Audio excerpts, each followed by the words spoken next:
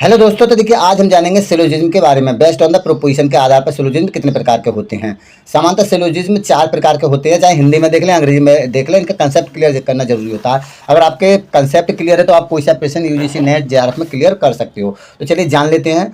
Subject और predicate का संबंध बिना किसी शर्त के बताया जाता है।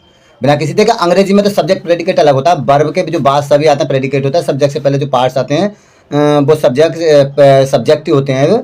उद्देश्य इसको बोलते हैं विधेय प्रेडिकेट को। इसमें इज एम आर जो वर्ब्स होती हैं उनका अलग होता है संबंध।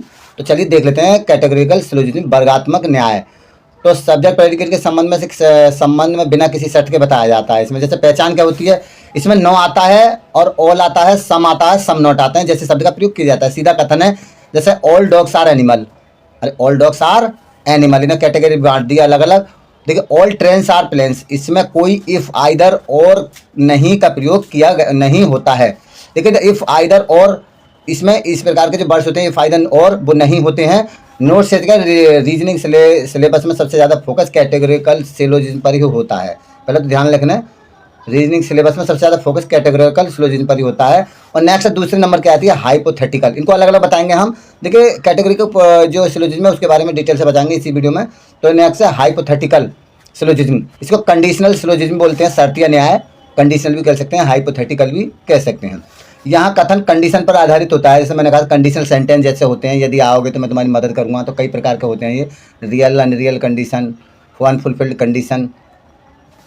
तो ये इनमें हाइपोथेटिकल यहाँ देखते हैं शर्तियाँ कैसे होती है। देखिए इसमें इफ देन का प्रयोग होता है। इफ देन, इफ का प्रयोग हो सकता है देन भाई यदि और तो हिंदी में।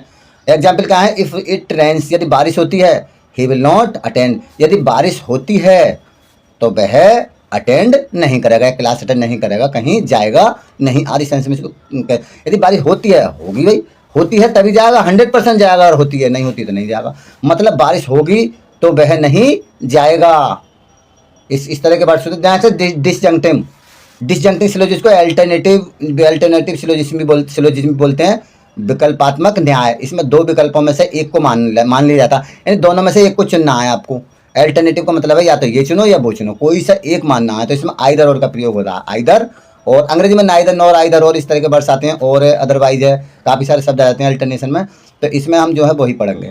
तो देखिए आइदर ही इज करेजियस, या तो वह करेजियस साहसी है, या ही इज स्ट्रॉन्ग या ताकतवर है, या तो डरपोक है या ताकतवर है। तो दोनों एक साथ नहीं, कोई एक सत्य मानना होगा। इसमें से कोई एक को हम ले सकते हैं, एक ही विकल्प आपको चुनना है। नेक्स्ट होता है रिलेशनल सिलोजिज्म, संबंधवाचक संबंधात्मक न्याय। तो इसके बारे में भी जानेंगे डिटेल से, अभी इसके साथ ही इस वीडियो को बनाएंगे। संबंधात्मक न्याय में संबंध होता है क्रम, ऑर्डर, तुलना, कंपेरिजन पर निष्कर्ष पर निकलता है। जैसे पहचान है इसकी, देखिए taller than, older than, better than.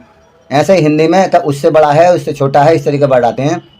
Example है ए जो है बी से बड़ा, बी सी से बड़ा, डी सी जो है डी से बड़ा। तो कंक्लूजन क्या आ जाएगा, ए और डी बराबर हैं। इसका मतलब बीच के भी वो भी सभी बराबर हैं। तो ये तुम्हारा इसमें रिलेशनल से संबंधित होता है। और देखेंगे आगे, देखो क्विक कंपेरिजन है टेबल का। क्विक कंपेरिजन का मतलब है नेट में याद करने योग्य जो बातें हैं। टेबल क्या है, देखिए 4 तरह की होती हैं तुम्हारी।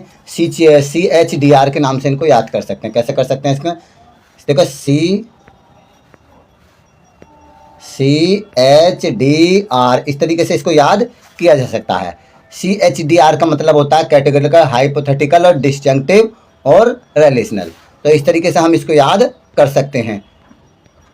और इसका मतलब क्या होता है, देखिए क्या होता है इसका देखें। और कैटेगरी के पोएम में आल, नो और सम का प्रयोग किया जाता है। हाइपोथेटिकल में इफ देन आता है। डिसजंक्टिव में आइदर और का प्रयोग किया जाता है। रिलेशनल में ग्रेटर, स्मॉलर, ऑर्डर का प्रयोग किया जाता है। तो हिंदी में भी इसी प्रकार से बन जाएंगे, आल, सम, नो, नहीं, सम, कुछ, इफ, यदि, आइदर या तो, या वह, उससे अधिक या उससे छोटा, इस तरीके से कह सकते हैं।